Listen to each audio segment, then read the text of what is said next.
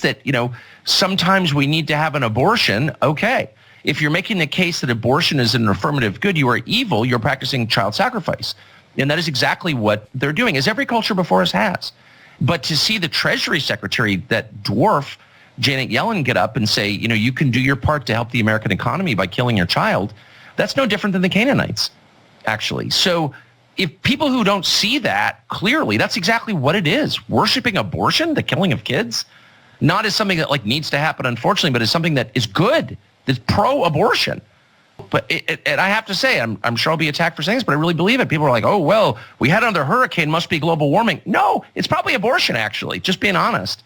You can't do that. You can't kill children on purpose, knowing that you're doing that in exchange for power or freedom or happiness, whatever you think you're getting in return. You can't participate in human sacrifice. 20th, 2023, I was attacked in my bed by a spiritual being and clawed and left bleeding and scarred. And do I understand what happened? No, of course I don't. I don't really understand anything, but that did happen to me. I don't care if people believe me or not. It did.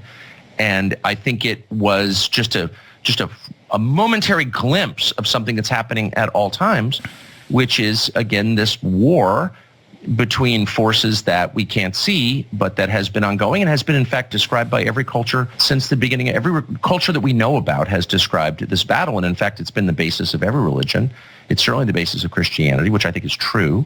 By the way, factually speaking, I think Christianity is true. But even if you don't, I think you can acknowledge that we're the only culture that hasn't been really absorbed in thinking and talking about this. Not since we dropped the atomic bomb in Nagasaki, the second one in August of 1945, and decided that we were gods and the God himself no longer existed. Since then, we have been a secular society, and that's why we're now being destroyed, in my view.